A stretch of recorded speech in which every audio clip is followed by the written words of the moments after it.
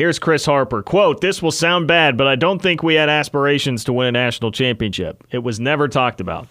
When we got to number one, everybody was so happy about it that it was like our national championship. We talked about the Big 12 championship, but never anything more than that. When I was at Oregon, our goal was to win the national championship. That was our stated goal, so everybody knew what we were working towards. That was never talked about at Kansas State. We had no defined end-of-season goal.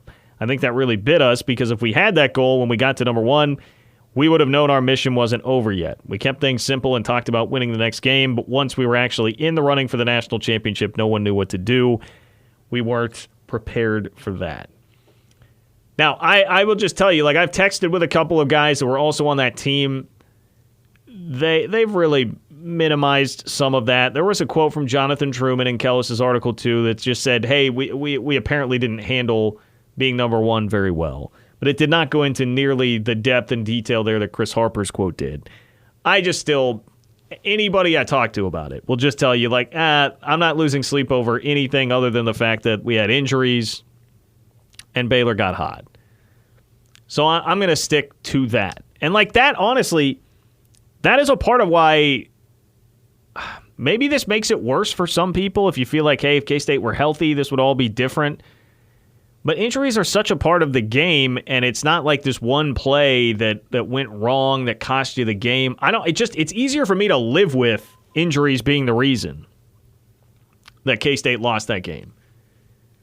Far easier for me to live with that than like, hey, Michael Bishop fumbled the ball after he already had the first down that was going to be able to run out the clock. Or like Michael Bishop was going to walk into the end zone for a touchdown in overtime, but he tripped over Eric Hickson, who was lead blocking for him. Or like Everett Burnett caught a Hail Mary at the end of regulation, but fell down at the 2-yard line. Or like Martin Gramatica was going to line up for a long field goal right before that, but there was a false start that took that off the table anyway, when he's a guy who had hit from 65 earlier in the year. Like, that stuff will just haunt you. The injuries and the game just not being that close and getting clubbed and Baylor getting hot, and I don't lose that much sleep over it now. And I agree. Everybody else, another big focus of the article is, like, everybody says, like, hey, we would have beaten Notre Dame. I don't disagree at all. And thinking about the fact that would have been the outcome, winning a national championship by beating Notre Dame, that is painful. Chris Harper had this to say: we would have killed Notre Dame. I know some of the players that were on their team, and I told them that when they were in the NFL. They weren't good. I'm surprised Alabama didn't beat them by more. Had we won that game against Baylor, I can definitely say that we would have won the national championship. I agree. Now, I think there's also a conversation to be had there about how the Texas game gets handled. Even if you win that Baylor game. I know that K-State handled Texas, but that was with far less pressure on, right? Like, how much pressure is on K-State in that game at the end of the year against Texas if you had beaten Baylor? You have an off week to sit around and think about it, and then you have to go play that game against Texas with a spot in the national championship on the line. That would have changed the complexion of that game. But I would imagine K-State wins that game and then goes on to the national championship game, and I think even a fairly beleaguered, beat-up K-State team beats Notre Dame. But it's still just because two things. One, I don't believe K-State was actually the best team in college football that year. I think it was Alabama by a mile. And I have a much easier time living with injuries, which are a part of the game, right? A part of football. That's going to happen. I don't have that bothering me nearly as much as 1998. Like, I guess the other part of it, too, is K-State. What do we always say? Like, a big difference between K-State and Oklahoma, even when K-State has good teams, Oklahoma has more depth. So that's a part of the advantage, right? If you recruit at a higher level, a higher clip, when you lose your Ty Zimmerman, you can roll out there a 4-star recruit, a 5-star recruit who's more ready to play. You're just going to have greater program depth. Whereas K-State had Dante Barnett, who wound up being a very, very good player. But he was a developmental player. He was pretty lightly recruited, had to come into the program, get bigger, get stronger, and just wasn't ready at that time. And like that's a part of when I say like K-State was not the best team in college football that year. That's a part of it. You just didn't have the depth. And so like injuries are going to happen. Injuries are a part of the game. And when it gets down to it, that is a part of why K-State just wasn't quite at that level, because it was going to take some real luck when it came to health for that to actually come through. And unfortunately, you got most of the way there, but just not quite all of the way there. So that's why, look, to me, I could talk about this all day. It's much more painful for me to sit here. If I were talking about 1998 and really got to thinking about it, much, much, much more painful. So there is a difference there to me. Very worthy of a read, though, that article that Kellis has there. Find it on my Twitter account, @JLKurtz, or follow @KellisRobinette. I also think the info about Bryce Brown, man,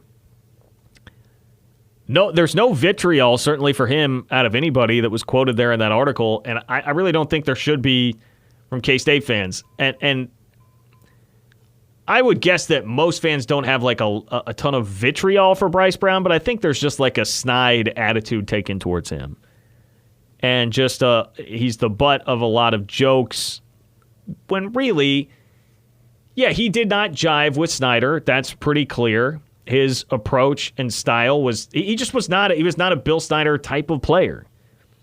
And that wasn't going to work, especially like Snyder 2.0. Those two were just, that was as talented as he was, that was never really going to be the answer. And that's okay.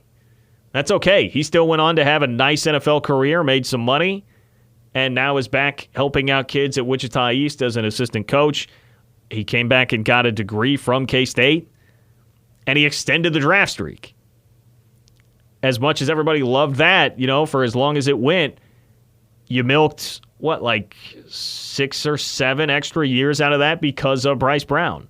So he did do the program some good, and he also came back like in tow with his brother. So I would imagine, I can't remember the specific timing of how all that went down, when it was that he came back, as opposed to when Arthur came back. But you would think that like the idea of those two talking, being like, hey man, like we could come back and play together, like that had to be something at least on the table there that helped one another out.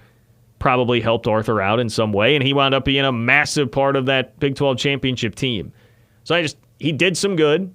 It didn't totally work out, which it never was going to with Snyder and every player that you bring in. Hit the transfer portal hard. Got all of those guys, Broderick Smith included, who contributed for a year before leaving, and it didn't totally work out with all of them. That's just the luck of the draw. That's how it's going to go. There's going to be, it's not going to be perfect when you're either recruiting players or pulling them out of the portal. Some aren't going to work out, some will. I think you obviously like the success rate there. I mean, what K-State got out of Chris Harper and Arthur Brown is more mileage than you could possibly ask for out of a haul of 4 transfers like that. So no ill will from me towards Bryce Brown. And in fact, I would just say, like, I respect Bryce Brown. And maybe that's the way that I should frame this. I don't feel like there's a lot of respect for him out there from K-State fans. And I do have respect for Bryce, especially after reading some more in the story. And there was a good quote from Brian Butler about he came back from Tennessee because he felt like even if he won the Heisman at Tennessee, he wouldn't have had anybody to share it with, and felt a longing to be back home. And clearly that's something that has stuck with him. Like he's back at Wichita East now. Like how much do we, and by we, I mean like just the fan base in general right now, like complain about recruits wanting to leave the state of Kansas, like kids not wanting to stick around their home state. Bryce did leave, but he also very quickly realized he wanted to be back, and he's about it. That's not just words, that's not lip service. Like he's here. He's an assistant coach at Wichita East, like coaching in the City League. You got to want to be here if you're going to do that. So I'm just saying, put some respect on the man's name.